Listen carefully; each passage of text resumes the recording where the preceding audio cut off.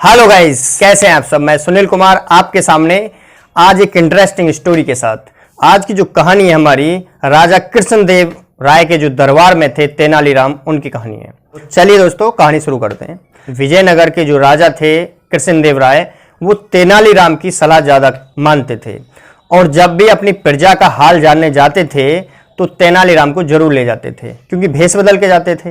राजा को कोई बात समझ में नहीं आती थी तो तेनालीराम थे वो अच्छे से उन्हें समझा देते थे सामने वाले लोगों का कहने का मतलब क्या है। इस बात से जो बाकी दरबारी थे वो बहुत चिढ़ते थे। एक दिन एकांत देखते हुए कुछ दरबारी राजा के पास गए और कहने लगे, राजा साहब, आप केवल तेनालीराम को अपने साथ ले जाते हो, हमें भी कभी मौका दो साथ चलने का, हम तेनालीराम से भी अच्छे आपके लिए सिद्ध होंगे और फिर आपकी नज़रों में हमारी थोड़ी बहुत इज्जत हो जाएगी।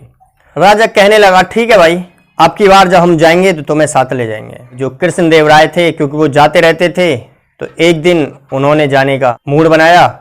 उनमें से दो दरबारी जो आए थे उनमें से ले लिए, कहने लगे भेष बदल लो, और राजा ने भेष बदल लिया। अब सारे के सारे चलते हुए एक दूर गाँव में पहुँच गए। अब वहाँ जा करके देखा एक झोंपड़ी थी और उसमें कुछ किसान बैठ करके गपशप लड़ा रहे थे।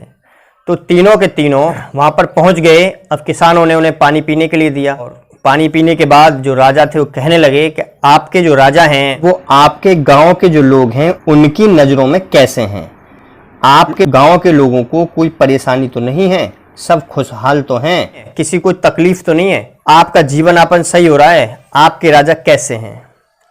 अब ये सुन करके वो जो बाकी सब थे उन्होंने सोचा, हो ना हो ये कोई बड़े आदमी है जो राजा ने इन्हें शायद भेजा है और ये भेष बदल के आए हैं। अब सब चुप रहे, कहने लगे, जी राजा साहब बहुत बढ़िया हैं जी, हमारे गांव में सब खुशहाल हैं और सुख समृद्धि है, सब ये राजा साहब की कृपा है, सभी का अच्छा ख्याल रहता है, कोई भूखा पेट नहीं सोता है, गरीबी नहीं है, इतना सब कर लेते हैं कि अपना पेट भर सकें, बच्चों का भर सकें, बहुत अच्छा चल रहा है।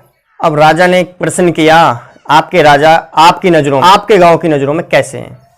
अब इस बात को सुनकर के एक बुजुर्ग किसान उठा, पास के गन्ने के खेत से एक मोटा तगड़ा सा गन्ना तोड़ लाया और तोड़ के ला करके और राजा के सामने खड़ा कर दिया।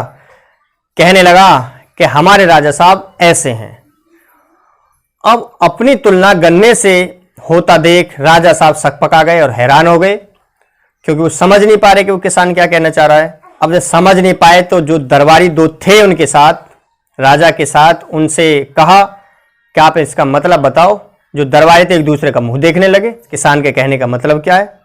तो एक ने बड़ी हिम्मत करके कहा कि महाराज, इस बूढ़े किसान के कहने का मतलब है कि हमारे राजा बहुत कमजोर हैं, कोई भी नहीं एक झटके में उखाड़ के फेंक सकता है। अब ये एक्सप्लेनेशन सुन करके राजा ने विचार किया और उसे भी सही बात लगी कि शायद यही कहना चाह रहा है। अब उसे गुस्सा आ गया। गुस्सा आते ही राजा कहने लगा, तुम जानते नहीं हम कौन है, हम यहाँ के राजा कृष्णदेव राय हैं। और इतनी सुनते ही जो किसान थे वो सारे के सारे थर थर कांपने लगे कि ये क्या गलत एक्सप्लेनेशन कर दिया। इतने में ही अंदर से एक दूसरा बुजुर्ग किसान निकल के आया और कहने लगा, क्षमा करें महाराज, आपके जो साथियों ने जो बताया इसका मतलब वो गलत बताया है, जबकि हमारे जो साथी किसान हैं उसका कहने का मतलब ये है कि जो हमारे महाराज हैं वो अपनी प्रजा के लिए इस गन्ने की तरह हैं। इसका मतलब है मीठे हैं, लचीले हैं और सरल हैं, अपनी प्रजा के लिए हमेशा उनके पास मिठास है। लेकिन यदि कोई शत्रु है तो उसके लिए ये गन्ने के समान ही डंडे की तरह हैं। और वहीं पे पास बैठे कुत्ते को जैसे मारा और कहने लगा, इस तरह से वो अपने शत्रुओं के लिए काल के समान काम करते हैं। अब ऐसा सुनकर के राजा बड़ा खुश हुआ कि इसने सही बात बताई है। अब जो बाकी किसान थे वो भी खुश हो गए, कहने लगे, हाँ राजा साहब, यही हमारे कहने का मतलब है। अब इतने में ही जो बता रहा था, एक्सप्लेनेशन कर रहा था इस बात का, उसने अपनी पगड़ी, अपनी दाढ़ी मूंछ उतार दी और देखा तो तेनालीराम थे। अब वो दरबारी कहने लगे कि तुमने यहाँ भी हमारा पीछा नहीं छोड़ा। तेनालीराम कहने लगे, पीछा कैसे छोड़ देता, यदि छोड़ देता तो आज ये बेचारे किसान बेमौत मारे जाते और ये गांव तबाह हो जाता और भी मारे जाते, क्योंकि सभी के लिए तुमने ऐसा एक्सप्लेनेशन कर दिया, जबकि सरल हृदय वाले किसान बात सही कह रहे थे और आपने उसका गलत अर्थ निकाल दिया। अब राजा को अपनी भूल का बड़ा पश्चाताप हुआ और कहने लगे, तेनालीराम तुम ठीक कहते हो, मूर्खों की संगत कभी नहीं करनी चाहिए, मूर्खों के साथ कभी नहीं रहना चाहिए। आज ये मूर्ख आज मुझसे बहुत बड़ा अहित करा देते। तेनालीराम आज के बाद तुम ही मेरे साथ हमेशा रहोगे। दोस्तों, आपको ये कहानी कैसी लगी? यदि अच्छी लगी है तो वीडियो को लाइक करें, अपने फ्रेंड सर्किल में, रिलेटिव्स में वीडियो को शेयर करें और चैनल को अभी तक सब्सक्राइब नहीं किया है तो प्लीज़ चैनल को सब्सक्राइब जरूर कर लें। धन्यवाद। आपने अभी तेनालीराम जी की कहानी सुनी, इसी में एक और हम कहानी आपको सुनाना चाहते हैं। एक समय की बात है कि गांव में अकाल पड़ गया और भूखे रहने की नौबत आ गई। उसी गांव में एक किसान था जिसके 3 बेटे थे और तीनों की शादी हो गई थी और खर्चा अब चल नहीं रहा था, अर्थात खाने पीने के लाले पड़ने लगे। अब किसान ने सोचा कि यहाँ रह करके शायद हम जीवित नहीं रह पाएंगे। उसने अपने बच्चे, अपने तीनों बेटे और बहुओं से कहा कि यहाँ से हमें बाहर चलना है, इसलिए आप जो ज़रूरत का सामान है उसे ले लो, थोड़ा बहुत जो खाने का बचा उसे ले लो, लत्ते कपड़े ले लो, जो ज़रूरत का है उसे रख लो, चलो। और वो सारे के सारे तैयार हो गए और चलने लगे। चलते चलते रास्ते में धूप बढ़ने लगी तो एक पीपल का बहुत बड़ा पेड़ था। किसान ने सोचा कि अगर इसी तरह चलेंगे तो शायद बीमार ना हो जाएं, इसलिए धूप से बचने के लिए यहाँ रहना उचित है। अब वो सब के सब वहीं पर बैठ गए। वहीं पर जब वो बैठ गए तो किसान ने सोचा कि खाली बैठने से क्या फ़ायदा, कुछ ना कुछ काम कर लिया जाए। उसने अपने बड़े बेटे से कहा, बेटा तुम जा कर के जूट ले आओ कहीं से। पहले जूट चलता था जिससे रस्सी बटते हैं। दूसरे से कहा कि बेटा तुम कहीं ना कहीं से सब्जी ले आओ। और तीसरे से कहा कि तुम बाकी सामान ले आओ जो खाने पीने का होता है, कहीं से भी लाओ, जुगाड़ करके लाओ। और वो तीनों चले गए। उसने बेटों की घरवालियों को भी काम पे लगा दिया। एक से कहा कि बेटा तुम जाके पानी ले आओ, दूसरे से कहा कि तुम जाके लकड़ी ले आओ, तीसरी से कहा तुम आटा गूंथ लो। अब सब अपने अपने काम पे लग गए। जो जूट के लिए भेजा था, क्योंकि जूट पास में मिल गया, वो जूट वाला जो किसान का बेटा था वो जल्दी आ गया और किसान ने क्या करा, उसमें से जूट निकाला और जूट निकाल करके उसकी रस्सी बटने लगा। बेटे से कह दिया कि इन बहुओं की मदद करवा लो। अब वो काम में लग गया। अब ऊपर उसी पीपल के पेड़ पर एक दानव रहता था। दानव की सारी बातें समझ में आई कि लकड़ी लाना है, खाना बनाना, आटा गूंथना, पानी लाना है। जो दानव था उसकी बात समझ में नहीं आई कि आखिर ये रस्सी को बट क्यों रहा है। जो दानव था वो पीपल के पेड़ से नीचे उतर कर आया और किसान से कहने लगा कि आप ये क्या बना रहे हैं, कृपया मुझे बताएं। किसान ने कोई ध्यान नहीं दिया, वो अपना रस्सी बटता रहा। दानव ने फिर उसकी तरफ को मुंह करके कहा, आप ये क्या बना रहे हैं, मुझे बताएं, क्या करोगे इसका आप? किसान बोला, मैं इससे तुझे बांधूंगा। हैं, मुझे बांधोगे? और वो थोड़ी देर सोचने लगा और सोच के कहने लगा कि प्लीज कृपा करके आप मुझे ना बांधें, आपको जो चाहिए मैं दूंगा और आप उसे लेकर के यहाँ से चले जाएं और मुझे छोड़ दें। बोला ठीक है, तू हमें एक बक्सा भर के सोना दे दे तो हम उसे लेके चले जाएंगे और तुझे छोड़ देंगे, बांधेंगे नहीं। अब जो दानव था उसने कहीं ना कहीं से एक बक्सा भर के सोना लाया और उसको दे दिया कि ये लो और इसे ले जाओ और मुझे माफ़ करो, मुझे मत बांधो। किसान बड़ा खुश हुआ, अपने बेटे बहुओं से कहने लगा, चलो भाई गांव चलो वापस। अब जिसके लिए जा रहे थे वो मिल गया। छोड़ो इस दानव को, बिना बांधे चल रहे हैं। अब वो रस्सी वस्सी भी इधर उधर फेंक करके वो बाकी सामान लेकर के अपने घर लौट गए।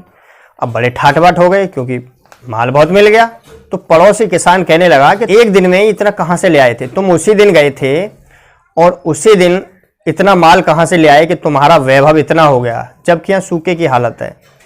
क्योंकि किसान जो लाया था वो परोपकारी भी था, वो उनको बांटा भी करता था, आटा वगैरह बांटता था जिससे कि बाकी लोग भूखे ना मरे। लेकिन उस किसान को तो ये थी कि मैं भी इस किसान की तरह ही मालदार हो जाऊं। वो सत्यवादी भी था, झूठ नहीं बोलता था। उसने सारी बात सच सच बता दी। जब सारी बात सच सच बताई, इत्तेफाक की बात थी, उस किसान के भी 3 बेटे थे और तीनों की शादी हो गई थी। उसने भी अपने बेटे और बहुएं से कहा कि भाई चलो शहर चल रहे हैं और ऐसे से माल मिलेगा। देखो वो शहर गया था, उसे माल मिल गया, हमें भी माल मिलेगा। वो बोले ठीक है। अब सारे के सारे चल दिए।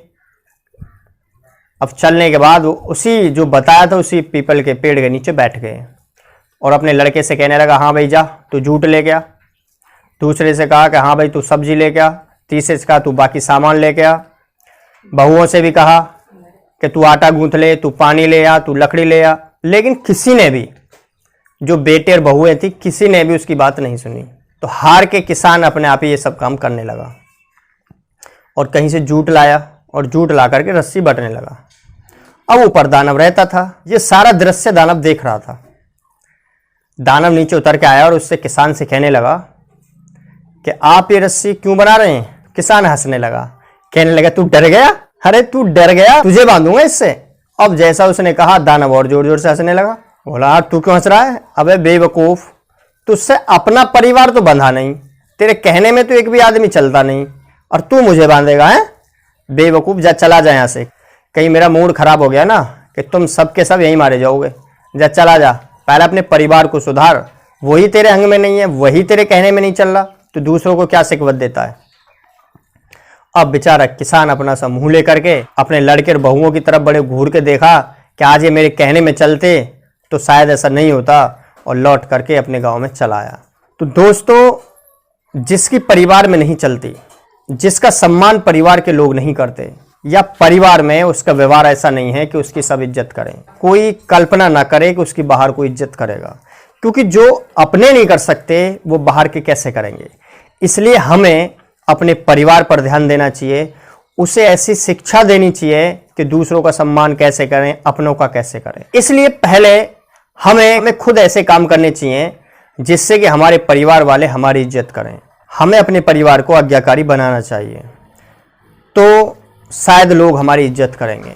वरना जैसा इस कहानी में बताया है कि कोई भी हमें धमका करके, यदि हम किसी को सिकवत दें या कोई सलाह दें तो हमें धमका करके चला जाएगा। तो दोस्तों, हमने आज 2 कहानी सुनाई, आपको कैसी लगी। यदि कहानी अच्छी लगी है तो वीडियो को लाइक करें, फ्रेंड्स सर्किल रिलेटिव्स में वीडियो को शेयर करें, और अभी तक चैनल सब्सक्राइब नहीं किया है तो चैनल को सब्सक्राइब कर लें। धन्यवाद दोस्तों।